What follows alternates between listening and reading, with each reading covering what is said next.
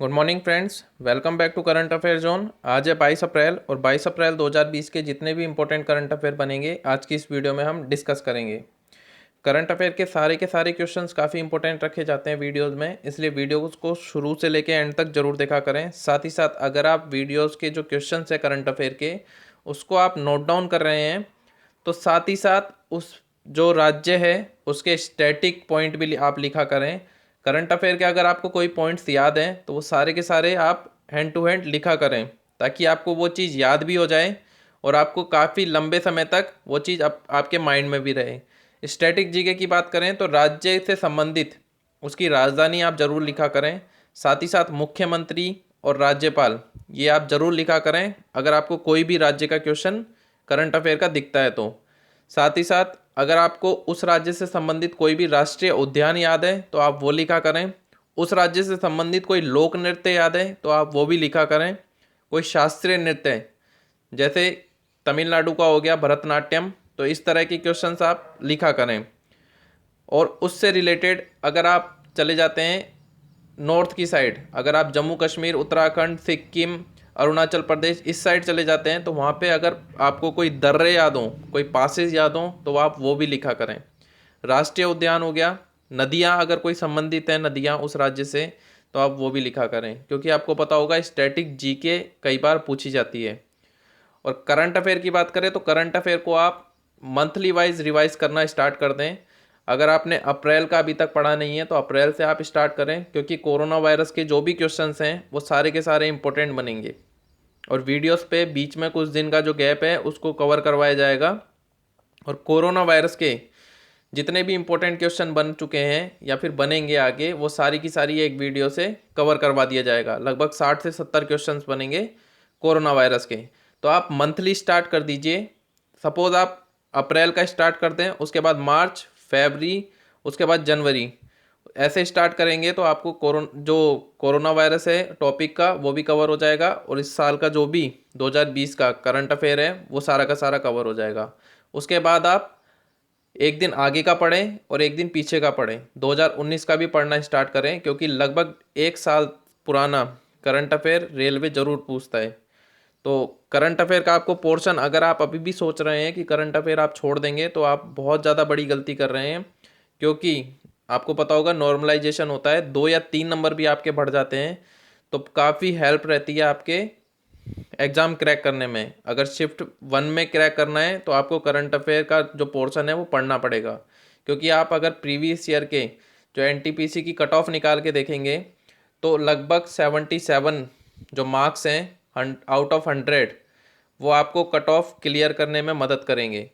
तो आप ये ना सोचें कि 40 या 50 नंबर पे आप टायर 1 क्लियर कर सकते हैं, आपको लगभग 70 नंबर चाहिए होंगे टायर 1 को क्रैक करने में। इसके लिए आपको करंट अफेयर भी पढ़ना होगा, स्टैटिक जीके भी पढ़ना होगा, हिस्ट्री, पॉलिटी, जितने भी टॉपिक दिए गए हैं एनटीपीसी के उससे रिलेटेड आपको सारा पढ़ना होगा।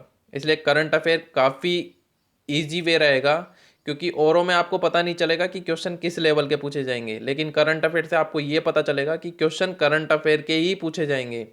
इसलिए आप करंट अफेयर स्टार्ट करें, 5 या 6 नंबर के क्वेश्चन आएंगे वहाँ पर और ये काफ़ी हेल्प करेंगे आपके मार्क्स बढ़ाने में। अगर आप पहली बार चैनल पर विजिट कर रहे हैं तो चैनल को सब्सक्राइब जरूर करें, साथ ही साथ बेल बटन को प्रेस करें ताकि जैसे ही वीडियो अपलोड हो आप तक नोटिफिकेशन पहुंच जाए। चैनल को सब्सक्राइब कर दिया करें, इससे चैनल को सपोर्ट मिलता है और मोटिवेशन मिलता है वीडियोस बनाने का। आपको पता होगा वीडियोस बनाने में काफ़ी मेहनत लगती है, काफ़ी टाइम लगता है कंटेंट तैयार करने में, इसलिए चैनल को सपोर्ट करने के लिए चैनल को सब्सक्राइब कर दिया करें। चलिए स्टार्ट करते हैं। सबसे पहले बात करें कोरोना जो ग्राफ है वो कहाँ तक पहुँचा है, तो अभी भी शीर्ष पर बना हुआ है अमेरिका देश, जिसमें लगभग 45,318 लोगों की मौत हो चुकी है। और एक स्पेशल चीज़ ये है कि चाइना में हर दिन नए नए कोरोना के केसेस बढ़ते जा रहे हैं। पिछले 24 घंटे में लगभग 30 केसेस आए हैं, पॉजिटिव केसेस चाइना में। चाइना से एक चीज़ आप याद करें कि अगर आप कोई भी इंटरव्यू या किसी चीज़ में बैठे हैं तो वहाँ पर ये ना बोलें कि चाइना से वायरस निकला है या फिर चीनी वायरस निकला है, क्योंकि अभी तक ऑफिशियल ये चीज़ कोई नहीं बोलता है कि चाइना से वायरस निकला है। ये अभी तक मिथ है कि चमगादड़ से वायरस निकला है, और अभी तक ये अनुमान भी किया जा रहा है कि शायद ये लैब में वायरस था जिसको लीक किया गया है। तो इस चीज़ को आप ऑफिशियल ना बोलें। इंडिया की बात करें तो इंडिया में सबसे ज़्यादा केसेस अभी तक कहाँ हैं? महाराष्ट्र में, उसके बाद है दिल्ली में। और ये आज के करंट अफेयर में एक क्वेश्चन आएगा कि करंट जो कोरोना वायरस है वो उससे संक्रमण से मुक्त होने वाला देश का पहला राज्य कौन सा बना है? तो वो बना है गोवा। तो ये करंट अफेयर में हम डिस्कस करेंगे। चलिए स्टार्ट करते हैं। हाल ही में जारी फिच रेटिंग की रिपोर्ट के अनुसार वित्त वर्ष 2021 में भारत की जीडीपी कितने प्रतिशत तक गिर सकती है? आपको पता होगा इकोनॉमी काफ़ी बुरी हालत में है भारत की, और जीडीपी भी काफ़ी गिर रही है। तो फिच रेटिंग जो अमेरिकन एजेंसी है उसने ये बताया है कि जो भारत की जीडीपी है वो गिरकर कितनी हो जाएगी? 1.8%। इनके फिगर्स आप याद रखा करें। जैसे इससे पहले हमने डिस्कस किया था आईएमएफ का, तो आईएमएफ ने कितनी बताई थी? 1.9%।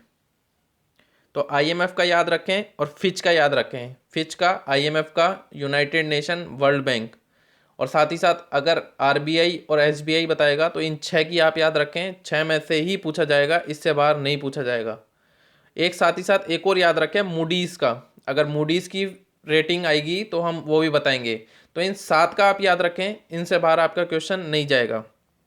तो फिच रेटिंग के अनुसार कितना है? 1.8%। और आईएमएफ के अनुसार कितना है? 1.9%। फिच रेटिंग की बात करें, जो फिच कंपनी है वो है अमेरिकन एजेंसी कंपनी है ये। इसकी स्थापना कब हुई थी? 1914 में हुई थी।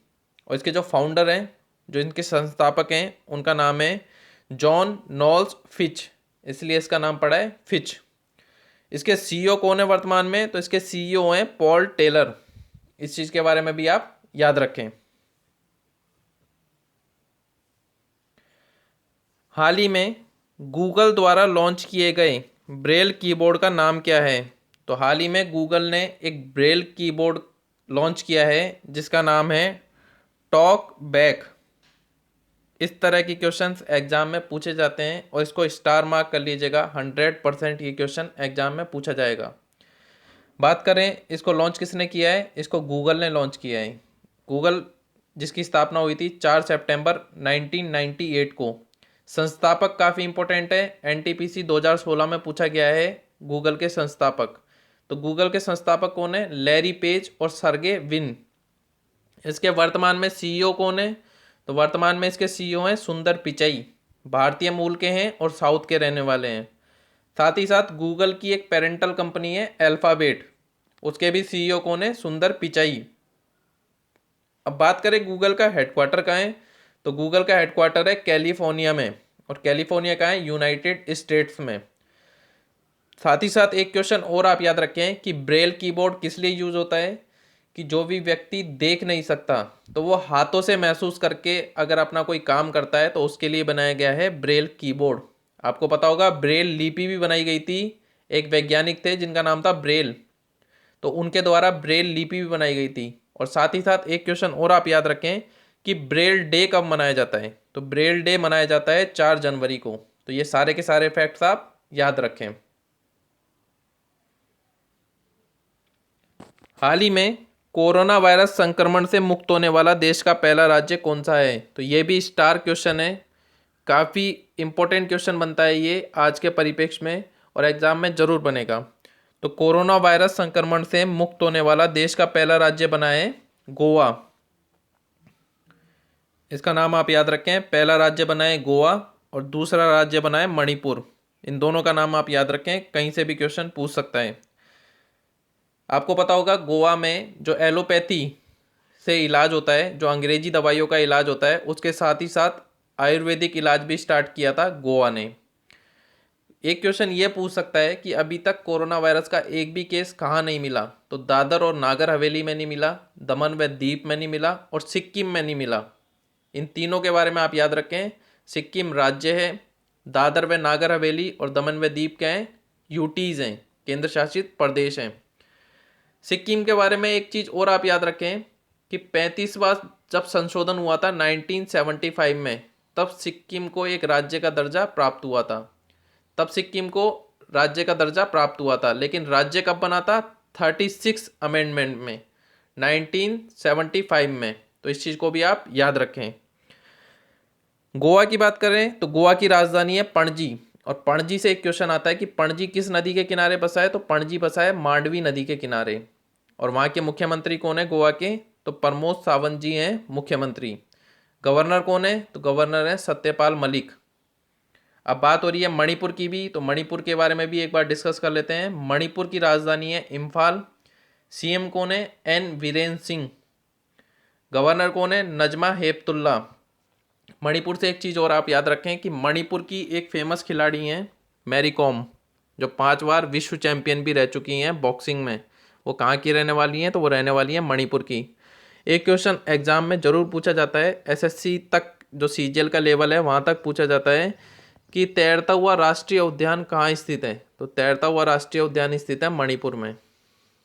तो ये चीज़ भी आप याद रखें। हाल ही में कोविड-19 रोगियों के लिए एयर इवैक्यूएशन पोड तैयार किया है। तो कोविड-19 के जो मरीज हैं, तो आपको पता होगा ये बीमारी संक्रमण से फैलती है। तो इसके लिए एक बॉक्स रूपी एक पॉड तैयार किया गया है जिसको बोलते हैं एयर इवैक्यूएशन पोड। तो ये पोड तैयार किया है भारतीय नौसेना ने। भारतीय नौसेना ने, इस चीज़ को आप याद रखें, ये इंपॉर्टेंट क्वेश्चन बनता है। साथ ही साथ एक तो क्वेश्चन ये बनता है कि एयर इवैक्यूएशन पोड किसने तैयार किया है, भारतीय नौसेना ने। एक क्वेश्चन और आप याद रखें कि डीआरडीओ ने भी कैजुअलिटी इवैक्यूएशन बैग तैयार किया है। उस बैग में जो मरीज होगा कोविड-19 का उसको लाया जाएगा और अस्पताल में उसको क्वारंटीन या भर्ती करवाया जाएगा। तो ये दोनों ही क्वेश्चन काफ़ी इंपॉर्टेंट है, और जो पीडीएफ है उसमें दोनों ही क्वेश्चन हमने मेंशन कर दिए हैं। बात करें जो कोविड-19 के रोगी हैं, क्योंकि ये बीमारी संक्रमण से फैल रही है, तो अगर वो किसी वस्तु को टच भी करेगा तो भी संक्रमण फैल सकता है।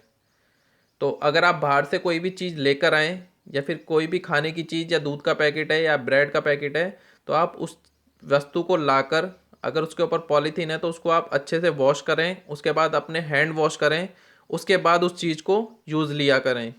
क्योंकि मोस्टली क्या हो रहा है कि अभी सिम्टम्स का भी पता नहीं चल रहा है।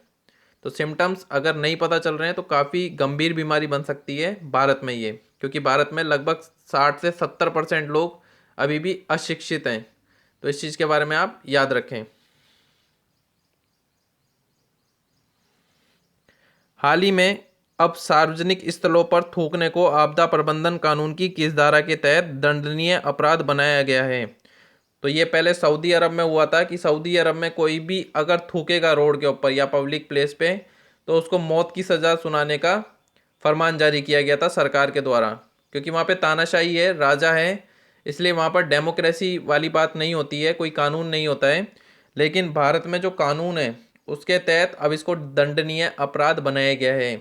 और बिहार और उत्तर प्रदेश में जो गुटखा और पान मसाला है उसको भी इसी वजह से बैन किया गया है, क्योंकि संक्रमण से फैलने वाली बीमारी है। अगर आप पब्लिक प्लेस में थूकेंगे और कोरोना वायरस अगर आपको पॉजिटिव है तो इससे काफ़ी लोग चपेट में आ सकते हैं।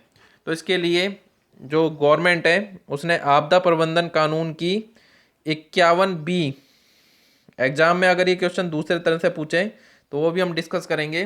तो धारा है 51B, तो उसके तहत दंडनीय अपराध बनाया है। लगभग आपको 1 साल की जेल हो सकती है अगर आपने पब्लिक प्लेस पे थूका। एग्जाम में क्वेश्चन क्या आएगा कि जो ये बी है इसकी जगह पे आपको दे देगा ख, क्योंकि आप हिंदी में अगर संविधान की भाषा पढ़ोगे तो उसमें जो ABCD है उसकी जगह आता है क ख ग घ। तो जो बी है उसका जो माध्यम होगा संविधान में वो होगा ख। तो अगर एग्जाम में क्वेश्चन इस तरह से बने तो आप कंफ्यूज ना हो। बात करें कि जो ये धारा लगाई जाती हैं ये किससे लगाई जाती हैं, ये लगाई जाती हैं आईपीसी से। और आईपीसी की फुल फॉर्म भी एग्जाम में पूछा जाता है, तो आईपीसी की फुल फॉर्म है इंडियन पेनल कोड। तो ये इंपॉर्टेंट है, एग्जाम में पूछ सकता है ये क्वेश्चन।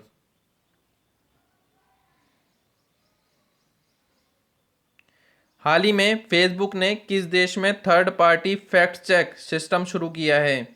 तो आपको पता होगा सबसे ज़्यादा फेसबुक के ऊपर फेक न्यूज़ फैल रही हैं, और जितनी भी फेक न्यूज़ फैल रही हैं उसके कारण फेसबुक बदनाम हो रहा है और ट्विटर क्या करता है, ट्विटर हाल ही में जितने भी लोग फेक न्यूज़ फैला रहे हैं, अगर आप उसकी जो कंप्लेंट है वो ट्विटर पे करते हैं ऑफिशियल पे, तो वो क्या करता है, ट्वीट आपका डिलीट कर देगा और साथ ही साथ आपका जो अकाउंट है उसको ब्लॉक कर देगा कुछ टाइम के लिए।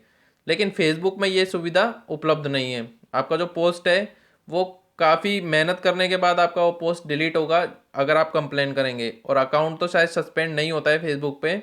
लेकिन अब क्या करा है फेसबुक ने, third party fact check system शुरू किया है। कहाँ किया है, बांग्लादेश में। और इसके तहत क्या होगा कि जो भी फेक न्यूज़ फैलाएगा तो वो चेक करेगा कि ये फेक न्यूज़ है या फिर ऑफिशियल न्यूज़ है।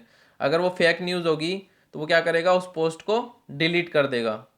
तो ये काफ़ी अच्छा कदम है फेसबुक के द्वारा। फेसबुक की बात करें तो फेसबुक के जो सीईओ और फाउंडर हैं उसका नाम क्या है, मार्क जकरबर्ग। इनका नाम भी आप याद रखें। बांग्लादेश की बात हो रही है तो बांग्लादेश की राजधानी है ढाका। बांग्लादेश की मुद्रा है टका। टका के बारे में आप याद रखें, टका एग्जाम में पूछा जाता है।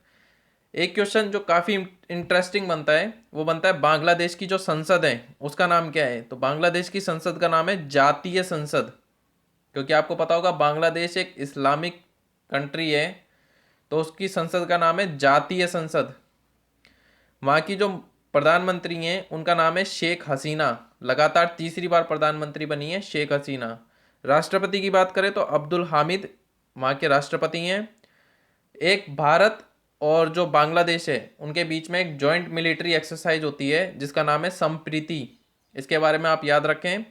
इसकी शॉर्ट ट्रिक्स भी आपको बता दें कि बांग्लादेश के ऊपर एक चंद्र बिंदु लगा होता है, पॉइंट, और संप्रीति अगर आप लिखोगे तो संप के ऊपर लगा होगा चंद्र बिंदु। तो इस तरह से आप ट्रिक बना के बांग्लादेश भारत की जो जॉइंट मिलिट्री एक्सरसाइज है उसको याद कर सकते हैं। हाल ही में किस पेमेंट बैंक ने मास्टर कार्ड के साथ समझौता किया है। तो हाल ही में पेटीएम पेमेंट बैंक ने मास्टर कार्ड के साथ समझौता किया है।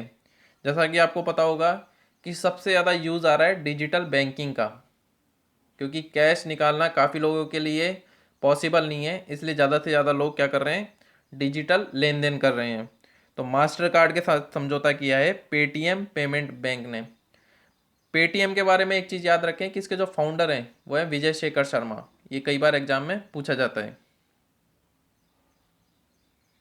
हाल ही में अलग तरह का कोरोना वायरस किस जानवर में पाया गया है। तो चमगादड़ ऐसा जानवर है जिसमें चेक किया गया कि ये कोरोना किस तरह का कोरोना फैला सकता है। तो उसमें एक अलग तरह का कोरोना पाया गया जिसका नाम है बीटी। बीटी इसलिए रखा गया क्योंकि चमगादड़ को इंग्लिश में क्या बोलते हैं, बैट बोलते हैं। तो BT-CoV ये नाम रखा गया है, और ये नाम इम्पोर्टेंट है, नोट डाउन कर लें कि जो वायरस है वो पूछ सकता है एग्जाम में कि चमगादड़ में जो कोरोना वायरस पाया गया उसका नाम क्या है। तो चमगादड़ में पाया गया है BT-CoV, और जो मनुष्य में या फिर मानव में पाया गया है वो पाया गया है COVID-19। तो इसके बारे में भी आप याद रखें। एक चीज़ और आप याद रखें कि कोरोना वायरस है ये एक RNA वायरस है, राइबो न्यूक्लिक एसिड वाला ये वायरस है। तो ये काफ़ी घातक है और संक्रमण से फैलता है। तो इस चीज़ को भी आप याद रखें। और किस जानवरों में पाया गया है, तो चमगादड़ में पाया गया है, ये चीज़ भी आप याद रखें। हाल ही में जीन डिच का निधन हुआ, वे कौन थे। तो निधन वाले क्वेश्चन काफ़ी ज़्यादा आ रहे हैं करंट अफेयर में, तो सारे के सारे आप नोट डाउन जरूर किया करें। तो जीन डिच का निधन हुआ है, वे थे एक फेमस फिल्म निर्माता। इनका नाम भी आप याद रखें। हाल ही में मून जे इन किस देश के फिर से राष्ट्रपति बने हैं। तो मून जे इन बने हैं दक्षिण कोरिया के राष्ट्रपति। कोरोना वायरस के चलते भी वहाँ पर राष्ट्रपति का चुनाव किया गया था जिसमें बने हैं मून जे इन।